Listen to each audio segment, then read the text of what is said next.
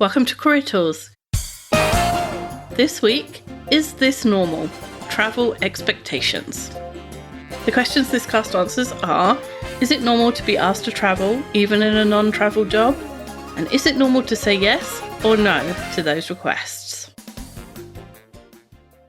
Folks, if you're thinking about bringing Manager Tools training into your organization, we recommend you talk to us first before you talk to HR or somebody in training. Certainly, it's fine if you go that way, but we usually can help in terms of what HR is looking for and what you need to know from us in order to have that conversation. We promise we will be the best management training your organization has ever seen. We hope to talk to you about it. Reach out to Maggie at manager-tools.com. If you've ever wondered whether something you're going through is normal, then Is It Normal? This series will help you sort things out. And lots of us wonder whether our experience is different enough from other people's that we should worry about it or that we should take action on it. And we don't know because you can't live someone else's experience. We've done a couple of casts around Is This Normal on Manager Tools. This is the first one we've done on Career Tools. And we are going to answer a couple of fairly standard questions. Is it normal to be asked to travel in a non-travel job? And the follow-up question, is it normal to say yes or no? And we'll also give you some guidance about what to do after you've been asked to travel. So our outline for today, 1, is it normal to be asked to travel even in a non-travel job? Then, is it normal to say yes or to say no? Then, make reasonable attempts to travel. And the last piece, travel anyway. That sounds really confusing, but I think it will become clear. So the first part of this is it normal to be asked for travel even in a non-travel job? And the answer is yes, it is normal to be asked. So a non-travel job is a job where you are at one location or maybe two locations very close to each other. A job that is not sales, where you're going out to clients. It's not a consultant where you're going out to client sites. It's not like you, Sarah, a trainer who goes out to client sites and is gone. There's lots of jobs where you may be gone a couple of days a week or you are gone Monday to Friday. And those are what we're calling as travel jobs. Then there's lots of reasons for non-travel jobs, for a sort of standard job where you would expect to be home every night. There are reasons why in those jobs you may have to travel occasionally. The kind of things you might be asked to do or to travel for are trainings, team meetings, off-sites, some special meetings. Sometimes there's an all-hands meeting, which means that you have to go somewhere else. It's usually only 1 or 2 nights away, and it's usually no more frequent than once a month. So you may have 1 night away once a month, you may have 2 nights away every other month, but it's not usually more frequent than that. If it was more frequent than that, we'd call it a travel job, and that's a whole different kettle of fish. It may require an airline flight, depending on where you are. It wouldn't be further probably than New York to LA, so that's across the country, which is a long way here in the US, but not in other places. In Europe, you might be required to go to another country just because the countries are so close together. So if you were in Germany, you might go to Belgium or France. You might go to Switzerland or Luxembourg, those close countries. In the UK, you might go to France, probably not. The channel in the middle makes it further than it really is. So you might be able to have to cross the national border in Europe. In the US, if you are close to the Canadian border, you might have to go across to Canada or vice versa. But in general, you wouldn't cross national borders. You wouldn't probably be asked to go from the US to a South American country, for example. Those bigger journeys are, again, what we would classify as travel jobs. And those, again, are a whole different kettle of fish. Absolutely. This level of travel is what we're addressing in this guidance, right? Those couple of days, relatively close by. And if you've got a written contract, travel such as this type, kind of falls into the other duties as required or fulfill reasonable requests. These would be considered your reasonable requests. And almost everyone's job description or contract, again, covers things like this. It's got that phrase included for a reason like that. And any more travel than this would fall into, as Wendy said, the bucket that we call jobs that actually require travel, which is a whole different set of guidance than what we're discussing today. So then the next part of our guidance is it normal to say yes or no? So yes, it is normal to be asked to travel, to say yes, and to say no. In most cases, we'd recommend that you do travel to the event you're being asked to go to, though. If it's important enough that the company asked you to travel to the meeting or training, what have you, then it's important to your career. And traveling to that event, in our opinion, is absolutely the right thing to do. And we're going to talk about some special cases in a minute. But just before we go on, we're going to make, what's the right word? Abundantly clear? Yeah, we're going to make a special statement. If you were reading this, it would be in red and capital letters. Saying no is okay, but it hurts your career. It has consequences. So whilst you can say no, and we will tell you some circumstances in which you might, be very careful. And that's why the last part of this guidance is travel anyway, because even if it's inconvenient and even if it's something you don't want to do, because it's so harmful to your career, to say no, especially if you say it more than once, we want you to, as your default, think, I'm going. And then we'll see if the special circumstances apply. So with that, in 99% of cases, we say go. And there are some personal and professional issues that occur to create a situation where you might say no. But like delegation, this is a 3 strikes and you're out kind of situation. In fact, it might even be a 1 or 2 strikes and you're out. So if you consistently refuse to go to a meeting, or say you're not able to go to a meeting, the ability to go to a meeting is kind of in your own head. So if you say, I'm not able to, that can be seen by a manager as you're refusing to. And that's sometimes when managers and employees get at cross purposes because they interpret ability differently. But if you say, I can't go to this meeting and you can't go to the next one, it is right and proper for your manager to draw conclusions about your commitment to the job, the company, and your career. They will draw conclusions, and they're probably right to draw the conclusions that they do. So we want to make it really clear that even if it's inconvenient, even if you don't want to, the default is yes. And it's got to be pretty special circumstances for you to say no. Absolutely. So we want you to, in all cases, again, make reasonable attempts to travel. So for this level of travel, it's expected an employee would make their best efforts to make that type of journey, to go on that trip. And the company themselves would make concessions in order to make it easier for employees to attend that event. So what we've done here is we've listed common issues, things that may come up that could make it difficult for you to travel, and in turn, what's reasonable, right, for the company to expect you to do. Because there are those times when there is something reasonable. Again, as Wendy kind of said, reasonable is all in the mind of the beholder, though. So it's important for us to define that.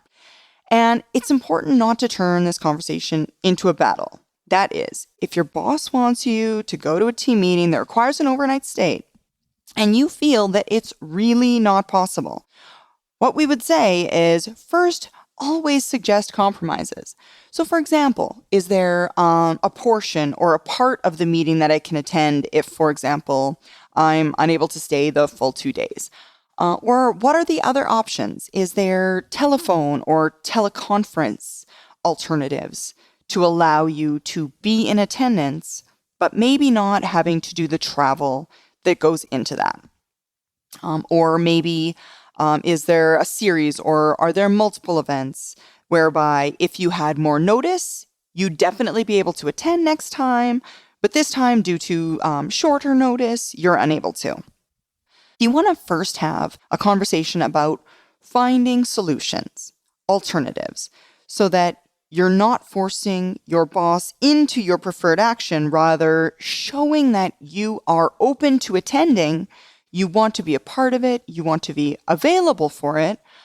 So you're willing to, I want to say, go out of your way to try your best to show up.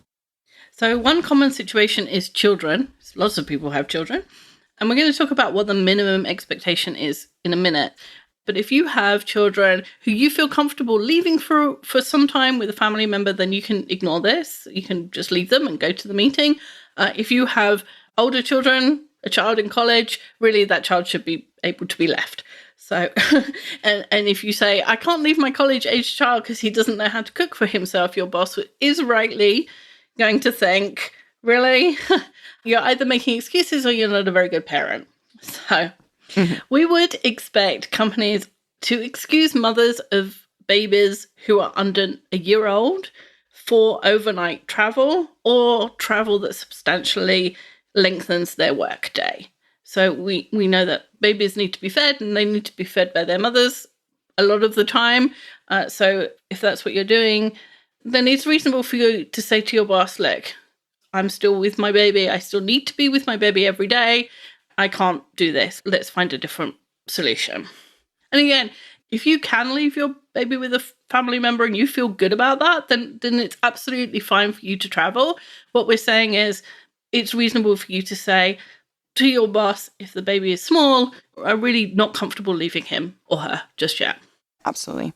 Parents then of school-age children who have another adult in the home who is not at work when the children are at home would then again be expected by the organization to possibly leave the kids at home for one, maybe even 2 nights. There's another parent there, someone that can, pick up the load of your absence.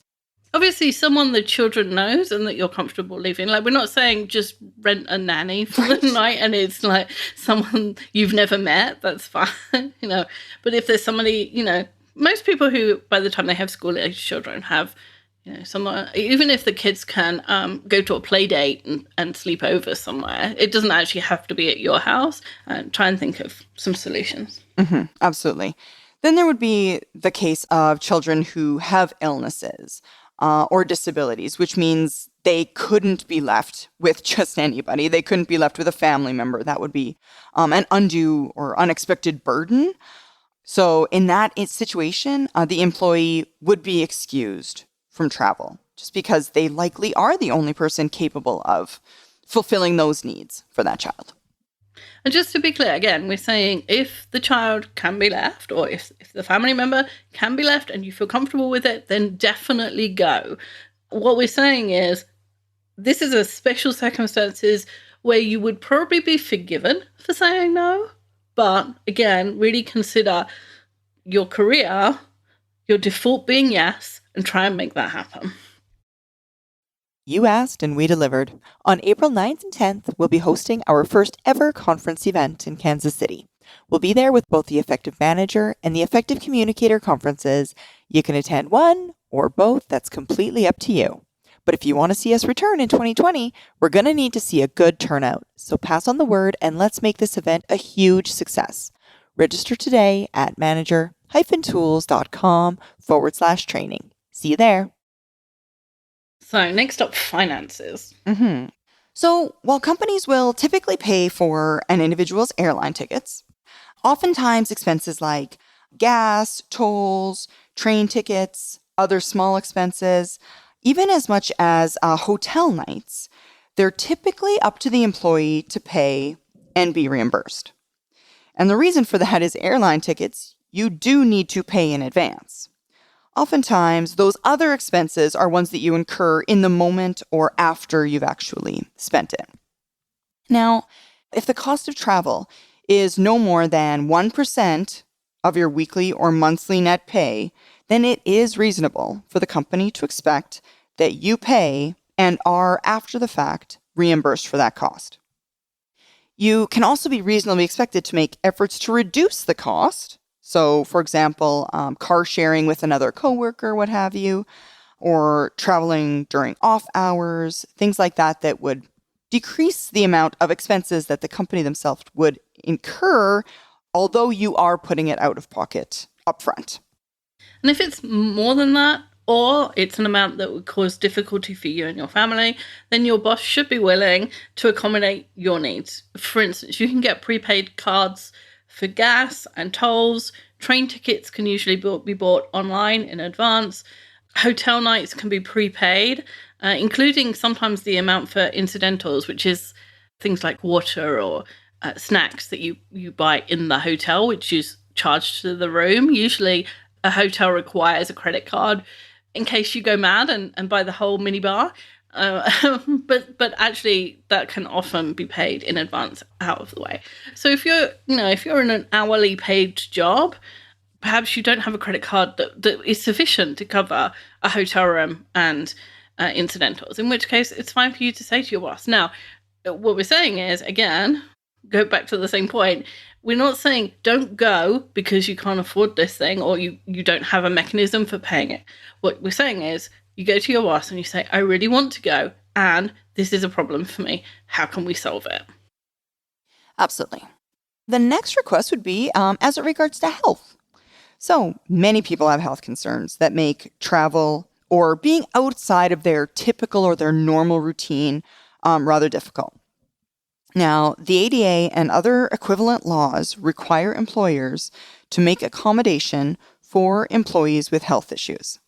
But that does not mean that you should demand extensive changes to your boss's plan if you can get away with not doing so. So, for example, asking that the whole team be flown to your location rather than a meeting in a central location whereby you would travel would be something we would consider not reasonable. Yeah, we're not going to fly 10 people to you Right. when the other 10 people are in one place, you're going to have to fly. On the other hand, it's reasonable to ask to take breaks during the day, to be able to leave the room when necessary, to eat at certain times, to be able to sit or stand when you need to, or to sometimes to be excused social events, which are just social events. The social event thing brings up, the social time is when you get to know your coworkers, you develop relationships. It's the non-formal time when you can really work on those relationships and get to know people. So I can understand that at the end of a long day of meetings, you're tired and you probably don't want to go to dinner. But if you can, make your default yes. And if you only get through appetizers and then you really have to go lie down, then it's at doing your best to be part of the gang, I guess, to be part of what's going on. Right. And frankly, it's not just the perception of your boss. It's your coworkers. That's true. Why is that person so antisocial? Right? That's the thing. Yeah, well, people will assume that, they won't assume, they've got an illness. If they don't know that you've got something, they won't assume that. They'll just assume that you didn't want to come out and play. Exactly. If you've gone to a destination for a specific meeting, a team meeting or an all hands or whatever, and on the day, say you've flown in the night before and you get up the next morning and you are sufficiently sick that you wouldn't have gone to work, then it's okay to miss the training, right? We don't want you there. If you wouldn't be at work, then you're not capable of doing whatever's in the meeting. And again, it's reasonable for you to miss that. Now, again, someone I used to live with, a house share with, used to say, if you come home from work sick and you do all of the things you've been thinking about doing, one day I really must tidy my Tupperware cupboard, and you tidy your Tupperware cupboard, you weren't really sick. You weren't sick enough to stay home. Yeah, exactly. Because everybody has all those things that they get home and you think, I've got 4 spare hours, what shall I do? And everybody's got a list of those things, right? If you feel too sick to do those things, then you were sick enough to come home. So that's one way to judge whether or not you really should go to this meeting or whether you really are sick enough to stay in your hotel room. I like that criteria. That's good. Now, the next reasonable request that we're going to discuss is pre-planned activities. So it's reasonable to ask your boss to accommodate large pre-planned events that have significant financial or emotional components to them. So an example of that would be like a wedding or like a graduation of a close family member, I want to say funeral, although that's harder to pre-plan, but a funeral. Well, sometimes it's a week, right? Absolutely. Or a 90th birthday party, things like that. Large pre-planned events that you have going on. Now, we would also define a close family member as, so a parent, a sibling, an aunt or uncle, in-laws, cousins. And some people even have non-family members or more distant relationships that they are really close to that person for any number of reasons and would define that person as family. We would count those people as well, those close relationships. And what we were talking about is significant, rare events. It is not reasonable to say, I can never be away on a Thursday night because that's date night. Right? It's date night 52 weeks of the year. You can miss one. Or if you can't, I think that says something about your relationship. But we're not doing relationship tools. It's not reasonable to be a parent and never, ever miss a game that your child is playing in. I know that's heartbreaking for children and for parents. But if you put the child's game, every single game, ahead of your career, again, your boss is reasonable in drawing conclusions from those, and those conclusions are negative, and that's not good for you. And it's a reasonable thing. You can expect that an adult's birthday party or an adult's birthday day is missed. If it's your 27th birthday or your 33rd, sorry, you've had 32 already, you might not remember the first one, but the actual day, if your birthday is a Wednesday, and that's when the team meeting is, and you have to stay away on Wednesday night, it's reasonable for your boss to expect that you will do that and celebrate your birthday on a different day. Valentine's, St. Patrick's Day, those second tier holidays, again, if you're an adult, you can miss those. I feel like I'm breaking somebody's heart here, but again, we're thinking the default is yes, and those second tier holidays are not enough to change the default from yes to no. Absolutely. There's also an aspect of notice that goes into this as well. So if you're not normally required to travel, then it's reasonable to expect a certain amount of notice that you may need in order to do so, because it's such an outside of the ordinary event. Now, how long that actually is depends on the distance. It depends on how long you're expected to be away. If you're going to a different location within your city for the same workday as you normally would have, then 1 or 2 days notice is going to be sufficient. It's not a huge change to your routine. That said, for longer trips or something that actually requires you to make arrangements for travel, such as airplane flights, for childcare, then a couple of weeks in advance would be reasonable notice for you to be expected to change your plans and to attend that meeting or event. And now my favorite, pets, because I have a cat who I love. It is reasonable for the company to expect that you will board an animal for a couple of days or find someone to look after them. And again, if you have a really small puppy, then you probably don't want to leave them, but I don't actually think that's enough. No, Paul, cut that bit out. There are plenty of places which are professional and will look after your cat, dog, snake, what other pets do people have? Hedgehogs. There are plenty of places to find where people will look after your animal, and you are expected to cover the cost of those arrangements, in the same way that you would be covering childcare costs. And again, you could say no because you have a 2-month-old puppy and you don't feel that you want to leave it, and your boss will draw conclusions, and they'll be negative, and it is reasonable for him or her to do so. Mm-hmm. Absolutely. So then the last part and the pinnacle of our guidance, travel anyway. What we've said so far in our guidance implies that in certain situations, you could get out of meetings or travel. And to some extent, that is absolutely true. There are reasonable expectations. You can get out of going to certain meetings when these circumstances apply. However, you might not want to do that if you can at all avoid it, because there are going to be certain consequences to your doing so. Companies expect a certain willingness from their employees to work with them in and through unusual situations. It's part of the give and take of a relationship. If there is 6 feet of snow outside your door and the powers that be are saying, don't travel except for in emergencies, you would expect that the company would have your back in that, would allow you to stay home, even though there's nothing actually making them do so. There's no law saying if there's 6 feet of snow, you cannot come to work. If you get an accident on the way to work, you expect the company to give you some grace for being late to deal with all of the outside circumstances that have to go with that emergency. If you're having a lousy day or a bad week, you expect the company to forgive you for your reduced productivity in those circumstances. This is the give and take. It goes exactly like that. In the same way, and the opposite way, that when there's a push on, the company expects that you'll work some extra hours, and most of us will. The company needs ideas. You're expected to put forth your best ideas. You don't save some up just because you don't, I only get paid $15 an hour, so you only get my $15 ideas. Right? That's not how it works. And most of us will do that. Most of us, that's what we're doing. When the company wants to get the team together for training or bonding or whatever they're calling it, they expect that you will be able to travel, you'll be willing to do so, and stay a couple of nights away from home.